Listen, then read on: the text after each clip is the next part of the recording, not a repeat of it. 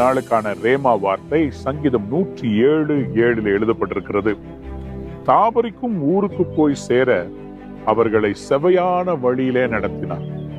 இன்னைக்கு அநேகம் பேருக்கு அவருடைய வாழ்க்கையிலே எந்த வழியில் செல்வது என்று தெரியாமல் திகைத்துக் கொண்டிருக்கிறார்கள்.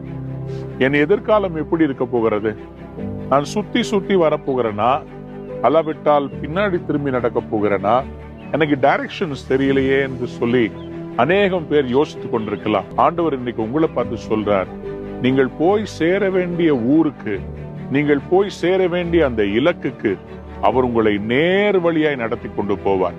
நீங்கள் திசை மாறி செல்ல போகிறது இல்ல. உங்களுடைய வாழ்க்கையின் இலக்கு என்ன?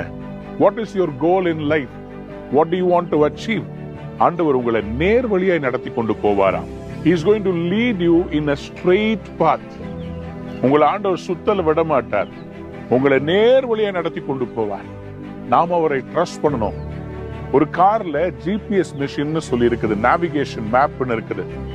அந்த ஜிபிஎஸ் நீங்க ஆன் பண்ணிட்டு அதனுடைய சத்தத்தை நீங்க கேட்டீங்கன்னா அது கரெக்டா உங்களை டைரக்ட் பண்ணும். அந்த ஜிபிஎஸ்க்கு தெரியும் இந்த ரோட்ல டிராபிக் இருக்குதுன்னா அதை மாத்தி விடுமே தவிர உங்களை சுத்தல்ல விடாது, உங்களுக்கு நன்மை செய்யும். அதே மாதிரிதான் கடவுளும் உங்களுடைய வாழ்க்கையில உங்களை நேர் வழியா நடத்தி கொண்டு போவார். அவருக்கு தெரியும் எந்த பாதையில என்ன கஷ்டம், என்ன போராட்டம் இருக்குது. கடவுளை நம்பி நம்முடைய வாழ்க்கையை கொடுக்கும் போது அவர் நம்மளை நேர் வழியா நடத்தி கொண்டு போவார். இந்த நாள் உங்கள் வாழ்க்கையில் என்னென்ன காரியங்களை நீங்கள் கடவுளிடத்துல கேட்கிறீர்களோ அத்தனையும் அவர் உங்களுக்கு நேரா செய்வார்.